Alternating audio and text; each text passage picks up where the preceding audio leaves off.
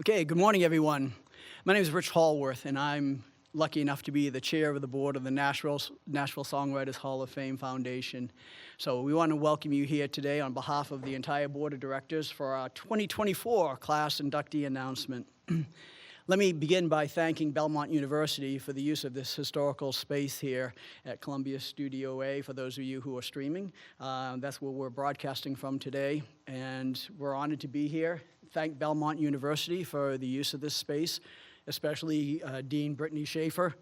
And as always, I got to call out Mike Porter, who makes everything happen. Very special thanks to Mike wherever he is today. So many of our Hall of Fame members have recorded iconic songs in this very studio. Buddy Holly, Loretta Lynn, Tammy Wynette, Johnny Cash, and many, many others. So the Nashville Songwriters Hall of Fame Foundation is not-for-profit. We honor the rich legacy of songwriting excellence, and we do that by preservation, celebration, and education here in Nashville.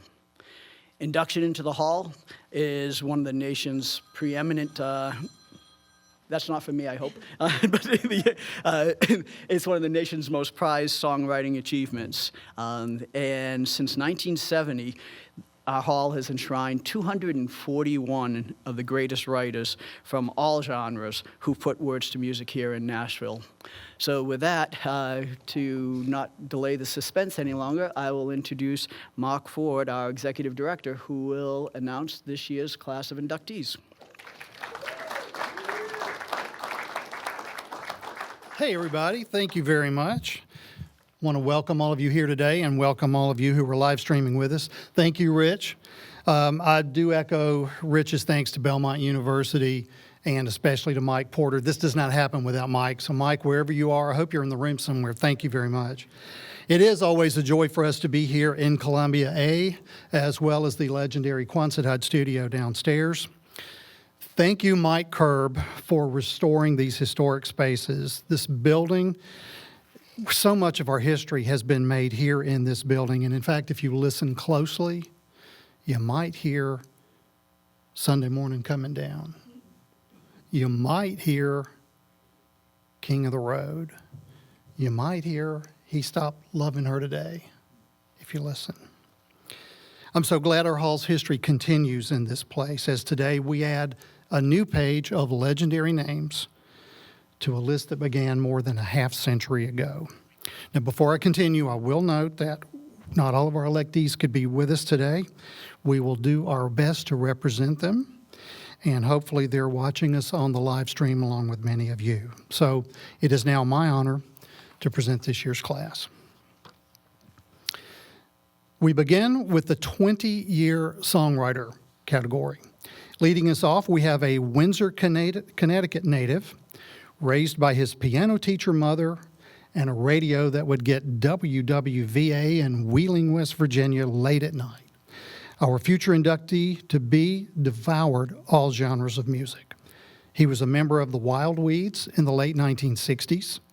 From 1971 to 1993, he was lead guitarist in the rock band NRBQ. He also released several solo albums, and side note, he was recognized as one of the top 100 guitar players of the 20th century by Musician magazine. In the 1990s, this writer shifted his focus to country music. In 1993, he celebrated his first major hit as Carlene Carter took their co-written Every Little Thing to #3 country.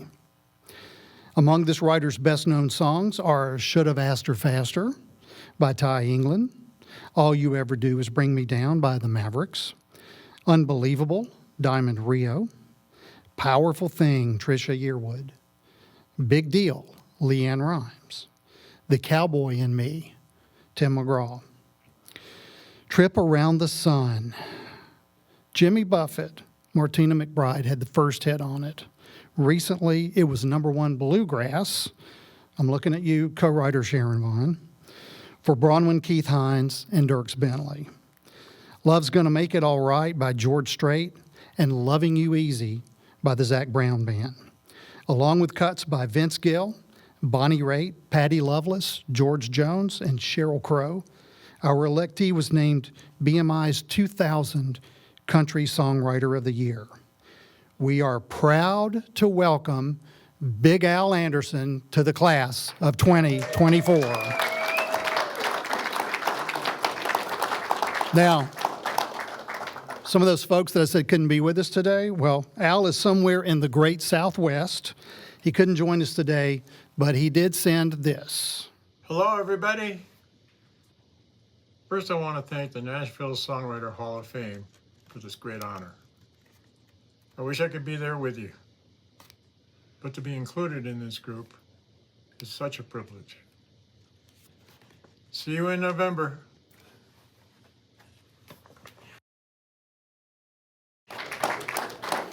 Thank you, Al, and congratulations. Also from our 20-year songwriter category, we have a Dallas-born writer who was raised in Irving, Texas. A non-songwriter at that time, our future inductee-to-be moved with her songwriter husband to Nashville, where she found work as a song plugger. Encouraged by songwriters and other friends, she took up writing songs at age 37. And by 2004, she had her first top 20 single, Songs About Rain by Gary Allan. By mid-decade, her co-writes with a young newcomer named Taylor Swift yielded Taylor's debut hits Tim McGraw and Teardrops on My Guitar, which was named BMI's 2008 Country Song of the Year. In fact, their collaborations span nearly 20 cuts, including You Belong With Me, which was BMI's 2010 Country Song of the Year, White Horse, a 2010 Grammy winner for Best Country Song, and the 2022 Grammy-nominated All Too Well, the 10-minute version from the short film. Other hits from our electees catalog include Burn It Down by Parker McCollum, and the 2019 Grammy-nominated It All Comes Out in the Wash by Miranda Lambert. Crazy Girl by Eli Young Band was named 2011 Academy of Country Music Song of the Year. Girl Crush by Little Big Town earned the 2016 Grammy for Best Country Song and the 2015 Country Music Association Song and Single of the Year and the 2015 NSAI Song of the Year. This person was the 2007 CSAC Country Songwriter of the Year. She is a 2018 inductee into the Texas Heritage Songwriters Hall of Fame and a 2023 inductee into the Songwriters Hall of Fame in New York. We are proud to welcome Liz Rose to the class of 2024. Just like Al, Liz is somewhere even further west, but she did send this for us today. Hey everyone. Wow, I'm really blown away. Thank you so much to the Nashville Songwriters Hall of Fame. This is really sinking in right now, and I'm so sad that I'm not there. But I'm actually out of town writing songs. So, but I'm really excited to be included in this amazing group of the best songwriters in the whole wide world. And I thank you so, so much. And I can't wait to see y'all in November. Work hard, Liz. Work hard. Now, from the 30-year veteran songwriter category, we have a native of Vernon, Alabama, who as a teenager in high school wrote his first hit, is a Bluebird Blue by Conway Twitty, which I understand was Conway's last pop hit before he went country. In 1962, our future inductee-to-be moved to Muscle Shoals, where he became Fame Studios' first staff songwriter. In 1966, he relocated to Memphis, where his co-writes with Chip Moman yielded a pair of classics, Do Right Woman, Do Right Man. It was an R&B hit for Aretha Franklin, later a country hit for Barbara Mandrell, and also The Dark Side of the Street, an R&B hit for James Carr, later a country hit for Archie Campbell and Lorene Mann. Did I say dark end of the street? I'm sorry, the dark end of the street. Thank you. And by the way, James Carr's recording, inducted into the Grammy Hall of Fame in 2016. Together with Spooner Oldham, this writer created hits such as I'm Your Puppet by James and Bobby Purify, It Tears Me Up by Percy Sledge, Cry Like a Baby by the Box Tops, Sweet Inspiration by the Sweet Inspirations, and Take Me Just As I Am by Solomon Burke. In the early 1970s, our electee moved to Nashville, where he wrote the country hits Hillbilly Heart for Johnny Rodriguez and Another Woman for T.G. Shepherd. This writer's songs have also been recorded by Mickey Gilley, Porter Wagner and Dolly Parton, Willie Nelson, Charlie Rich, John Prine, and Chris Christopherson. We are proud to welcome Dan Penn to the class of 2024.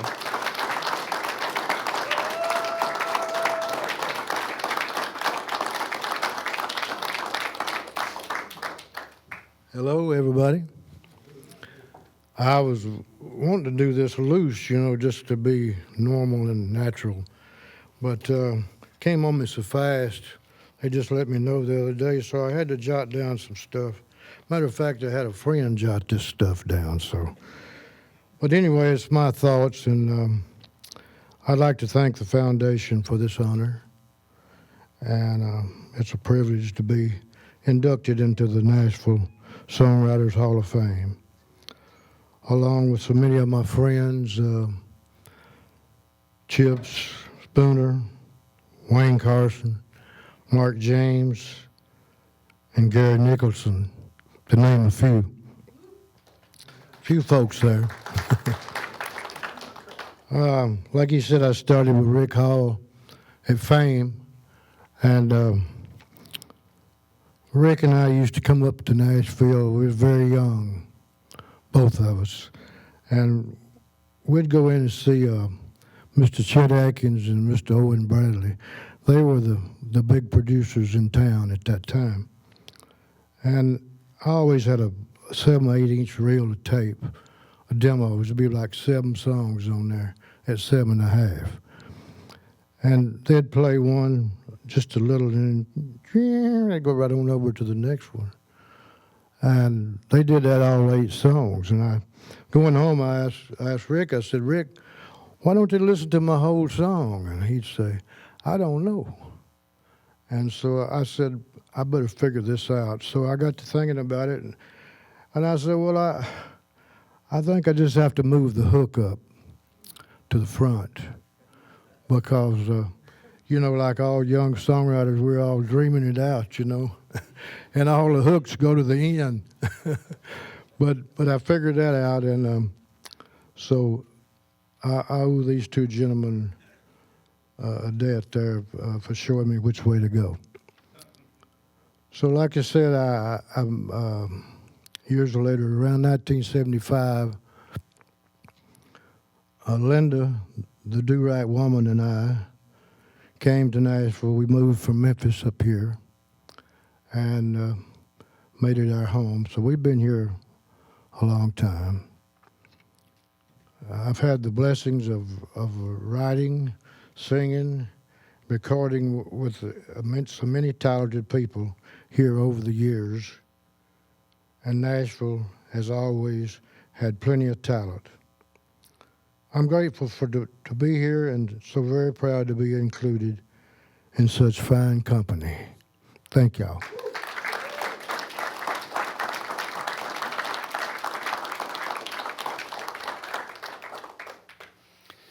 Also from our 30-year veteran songwriter category, we have a Manhattan, New York native who moved with her family to Los Angeles at age 5.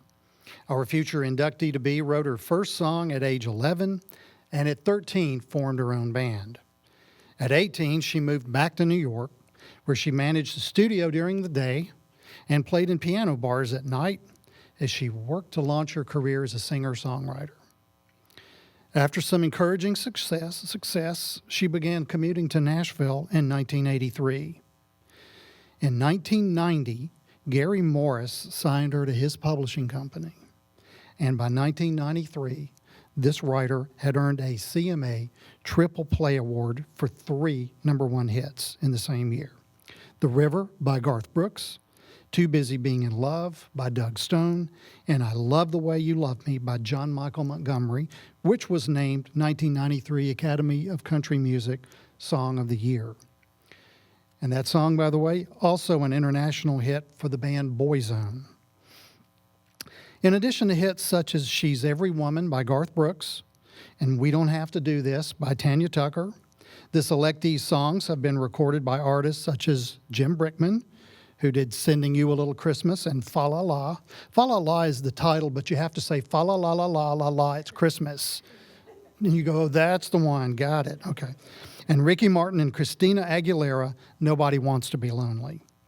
Among this writer's 4 Daytime Emmy nominations, she's earned 2 for Outstanding Original Song.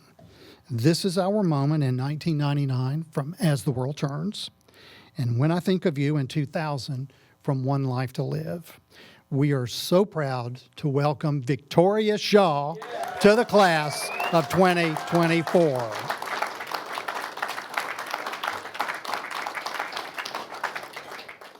This is surreal, absolutely surreal. I'll keep this short and sweet. I'm not good at speeches, but I am in shock and deeply full of gratitude. I can't tell you the gratitude and the happiness in my heart right now to look around this room with the people that I respect so much and love so much. And this is incredibly special. When Mark called me, I couldn't figure out why he was calling me because I didn't know I was up for anything. So I was really confused. I've been confused ever since. Starting with the hook, I'm going to do that, Dan. You watch from here on out. My new songs will be that way. I wanted to, my mom was reminding me the other day, I've wanted to be in the room, you know, where it happens, I guess, like Hamilton says, since I got to this town. And this town embraced me so beautifully, and I've made just wonderful friends and learned so much from all of you about songwriting, especially my musical spouse, Gary Burr, who I love so much and had to have him with me today. I don't really know what to say other than I am so appreciative. I love this business. I love the art of songwriting. I learn every day. I learn something new and will continue. And just still stunned and deeply, deeply grateful. Thank you so much, everybody.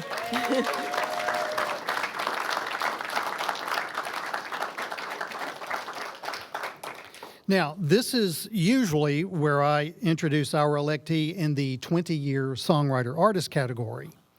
We do have a winner in this field. However, a scheduling conflict prevents this person from attending this year's ceremony.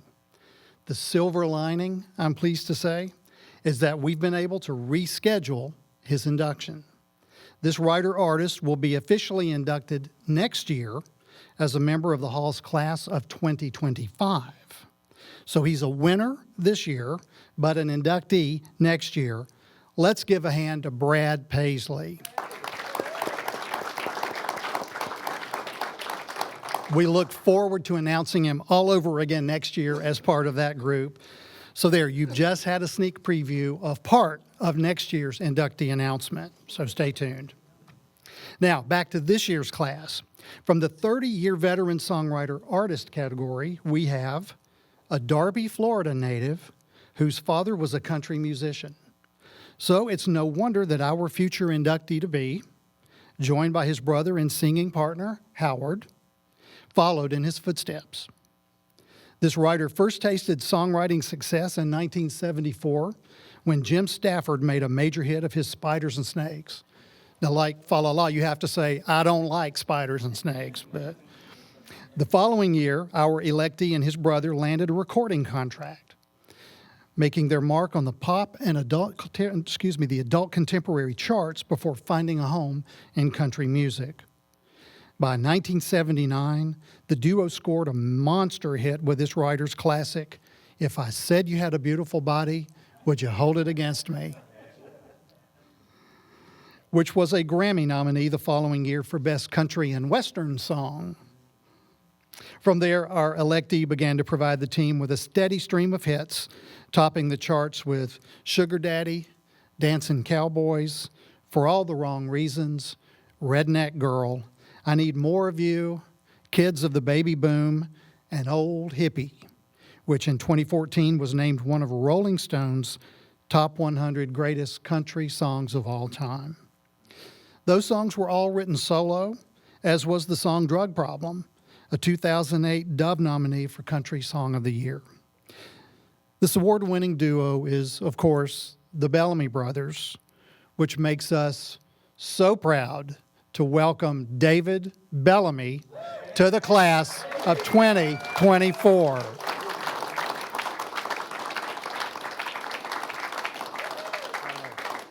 Thank you guys so much. I too can't make speeches, so, but I will say, Beautiful Body, I started it with the hook. The first line is the hook, so I took the advice early on. It works every time, yeah. Thank you so much. When Mark called me, I was in deep shock. I still am. And, but I love the way Mark called me. He was like, you are the new, he did a whole, it was better than the Publishers Clearinghouse. It was absolutely great. I'll never forget it. Thank you so much. That's all I know how to say, because like I say, I'm still in shock.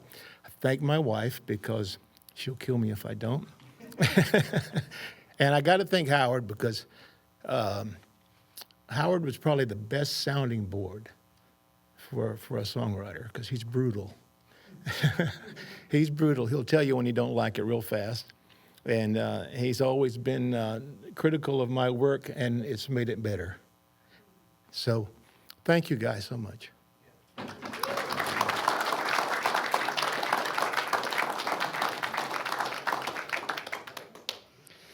Oh, I love this day. This incredible class, Big Al Anderson, Liz Rose, Dan Penn, Victoria Shaw, David Bellamy, will officially be inducted this fall at our 54th anniversary Nashville Songwriters Hall of Fame Gala on Wednesday, November the 6th at the Music City Center. These 5 will be accompanied by an additional honoree, or maybe 2, that night, and we'll share more news about that in the coming weeks. So again, for those of you joining us by live stream, thank you, and we will conclude now.